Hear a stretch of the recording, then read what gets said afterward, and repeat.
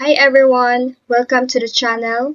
My name is Natalie Nicole Villamel and today I'm going to show you what is user-defined function and methods. User-defined function in Python. A user-defined function in Python is a block of reusable code that is used to perform a specific task. You define the function once and you can call it multiple times throughout your code. This helps to make your code more organized, modular, and usable. So, ang user-defined function sa Python kay usa ka block sa magamit balik nga code nga gigamit para buhaton ang usa ka specific nga buhaton.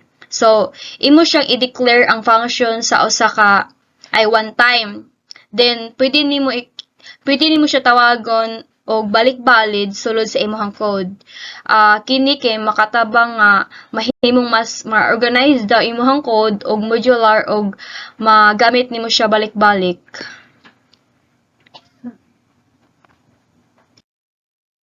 So, components. So, we have define is the keyword to begin the function definition. So, ang define is mauni siya ang keyword nga gigamit aron magsugod sa paghimo sa usa ka function. Kaduha is function name. So, the name of the function, this is what you will use to call the function later. So, kini ang ngalan sa function is mao ang gamiton nimo para tawagon ang function sa pinakalas. So, third one is we have parameters. So, these are the inputs to the function and they are enclosed in parentheses. You can have multiple parameters separated by a commas or no parameters at all. So, ang parameter is mauni siya ang mga input sa function og ibutang nato siya sa sulod sa mga parentheses, then pwede sab siya nga naay daghay parameter or walay mga parameter. So, kung daghay parameter nga imo siya imo siyang i-separated sa comma.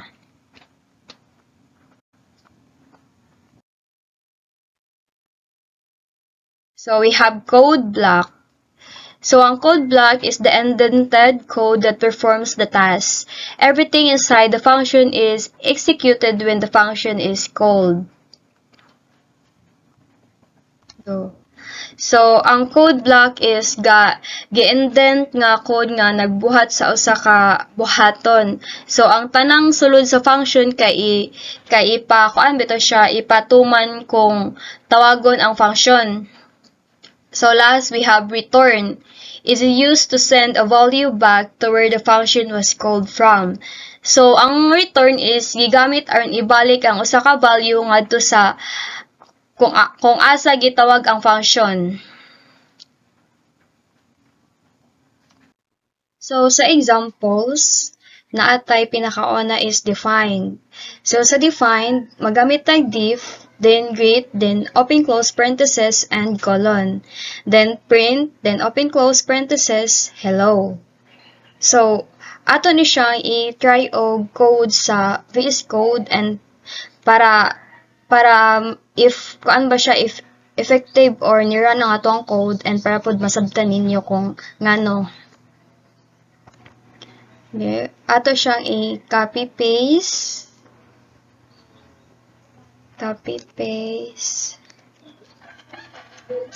Then ato ta sa VS Code. Copy. Then ato siyang i-call ang greet. Let's see on sa result. So, di ba ang result is hello. So, effective ito ang code. So, sa explanation ani is, di ba ang example is usa ka simple nga function nga nganlan bitaw og greet. Then kung ato siyang i-call out or tawagon, ang mugawas or ang result is message nga hello. So, para sa akong gibuhat nga gitawag nako ang diff greet. So, di ba ang na run is ang hello. So, proceed to sa next nga examples. We have function name. So, sa function name, nagamit tag diff, say, then underscore, then hello, then open close parenthesis, and colon. So sa pag-print, we have print, then open close parenthesis, og header. Ato ni siyang i-try og code na pod guys aron mas makita nimo og nga moran bitaw or and masabtan. So ato siya i-copy. Copy. Ato sa VS Code. Then i-call out na pod.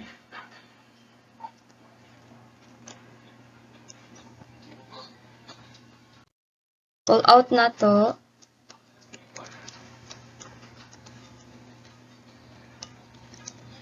Say hello. So let's see on sa result.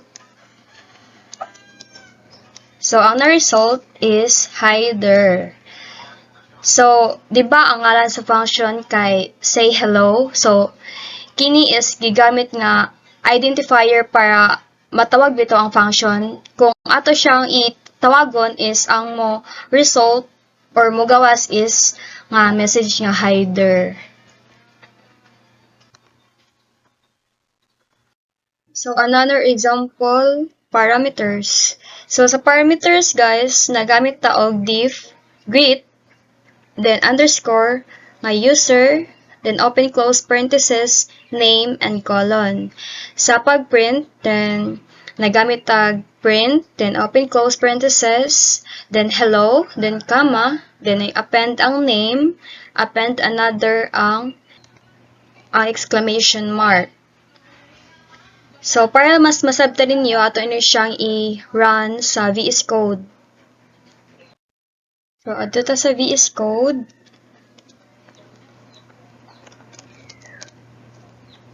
I-copy, kapihan na to. Then, ato sa VS Code. Delete sa na to na. Then, copy.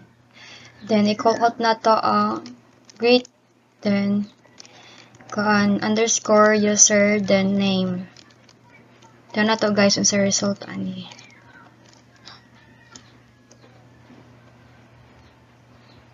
So, ang na-print is hello name.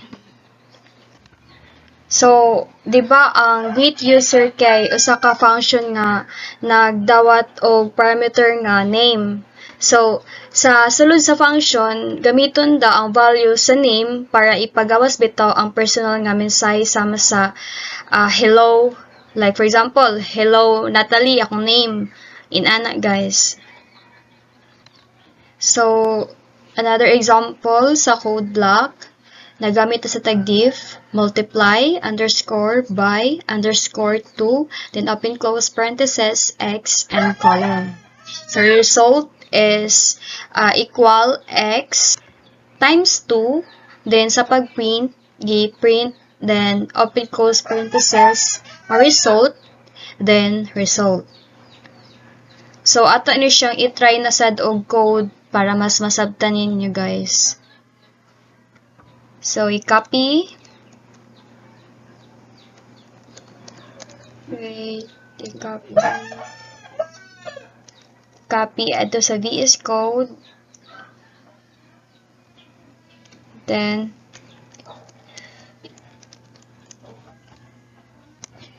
so, ato na pong tawagan ang multiply by 2, open close parenthesis, x.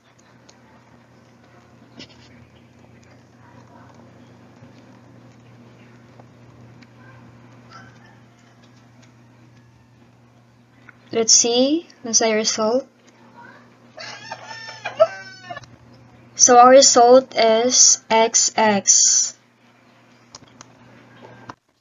So sa code block, ang code block is mao ni siya ang body sa function. So kini nga example is, di ba, ang multiply by 2 nga function nga nag-multiply sa input nga x, which is x, then 2 dayon ato i-multiply ang x, gi-multiply by 2. So, dayon, ang result is xx.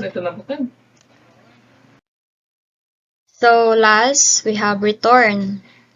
So return, nagamit na po tag div, then add, then open close parenthesis, A, comma, then B, then open close parenthesis, then colon. Then return A plus B.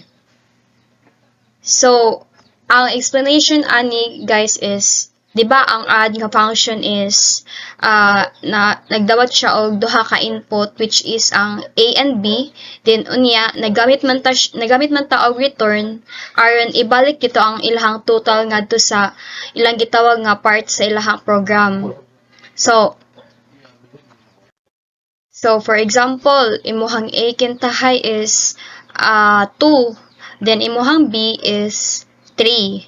So nag-return return ang 2 plus B, mahimo na siyang 5. Gamit man tag return, so ilahang i-total, ang total nila is ang ato siyang ibalik. Then maong nagawas ang 5.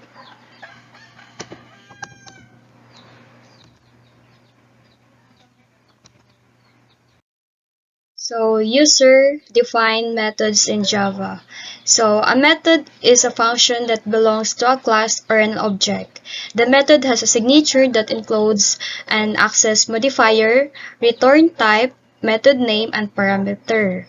So, in Java, a method is usa ka function nga iha bitang one class or object. So, ang method is naa daw siya signature nga nagpakita siya sa access, modifier, return type, method name, o parameter. So the components, we have declaration. So the method signatures includes access modifiers, return type, method name, and parameter. So, ang declaration is mauni siya ang signature sa method nga pakita sa access modifier for same sa public and private. So, ang return type is po na siya sa end or void nga pangalan sa methods o mga parameters. Kaduha, we have function name. It's just a placeholder or example name that represent the name of a method, which is a function nga you define. So, mauni ang ngalan sa method. So, ang function name kay dili siya keywords, kundi imuhang gustong ipangalan sa usa ka method sa Java. Katulo is parameters. Parameters are also listed in a parenthesis after the method name, and each parameter must have a defined type. So, ang parameter is nakabutang ni siya sa sulod sa mga parentheses human sa method name. So, kada parameter is kinahanglan na siya klaro nga type. For example, number. Imo siyang i-int number. Ang name, we have string name, like in Ana.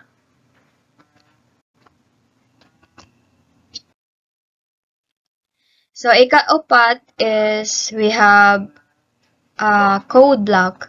The code block is enclosed within curly braces. So, ang code block is mao siya ang sulod sa method is maupod siya ang instruction nga buhaton sa method. So, kini kay gibutang sa sulod sa curly bracket. Ang return naman is work similarly, and the method's return type must match the type of value being returned. So, ang return type, kung ang method is naa siya return type sama sa int o string, so kinahanglan nga ang iyang i-return nga value is mo equal or muhaom siya sa return type nga imuhang gi-declare. Examples, declaration. So sa Java is ang tawag nila sa define as declaration. Sa declaration, atay public static void greet, then open close parenthesis and curly bracket. Then system dot out dot print line, open close parenthesis nga hello, then colon, semicolon, then curly bracket. So ato ni siyang i-run sa VS Code if mo run ba siya. Try na to run. I-copy. Then ato sa VS Code. Control V, then S, then ato siya i-run. Pero ato ang sa'yo mo run. So, ang ni result guys is hello. Actually, same rin po siya example sa Python, but nagamit lang tag public static void. So, di ba, kini siya nga method is na gitawag nga greet. So, kani is wala ni siya gi-return nga value kay nagamit man ta og void o public static nga iyang gi-access sa modifier. So, sa function name. So, public static void, say hello, open close parenthesis, curly bracket, then system.out.println, then open close parenthesis nga header, then semicolon, then curly bracket again. So, i-try na to siya run. Then, explain na ako ng ano. Ito siya i-copy.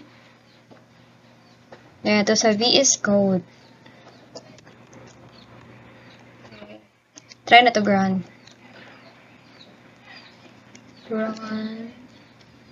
So, nigawas ang header.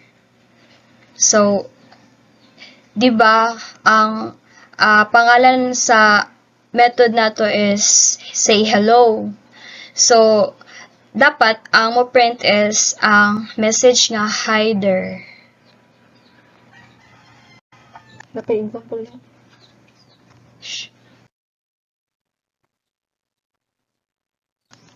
So, another example, parameters. So, public static void, greet, user, open close parenthesis, string name, then curly bracket, then system.out.println, open close parenthesis, nga hello, then comma, then append name, append ang exclamatory point, then semicolon, then curly bracket. So, ato ni siyang i-try og code na pod para mas masabtan ninyo. So, guys, ato ni siyang i-try og run sa VS Code. Ato sa i-copy. Control V. I-run. Then, as you can see, ang result is hello string.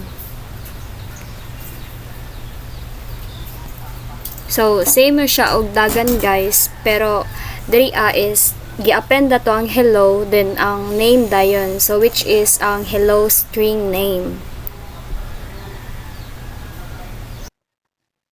So, last is return. Public static int add, then open close parenthesis, int a, then int b, curly bracket, then return a plus b. So, same gihapon ni siya sa Python, no? But ang ato is nagamit na tag int kay in Java baya kay dapat imano-mano nimo siya og type kung sa nga data type. So, gi-add na to ang a og b, which is ab na ang result. So, in conclusion, ang user-defined function sa Python o method sa Java kay mga blocks sa code nga gihimo sa programmer aron mahimo og specific na atong task. Kini nga mga function or methods is mapadali sa pag-organize sa code and maghimo sa code nga reusable, pwede siya mabalik-balik og gamit sa lain-laing part sa program og makahimo po nga masayon sabton og i-maintain. So pinaagi sa paggamit sa user-defined function og methods is malikayan nato ang pag-change og code. So mao ni siya ang hinungdan nga mas efficient ang trabaho og mas limpyo ang code structure. Then maka-focus pud ang mga programmer sa paghimo og mas complicated nga task kay ang mga basic operations kay na encapsulate na sa function or methods. I guess that's all.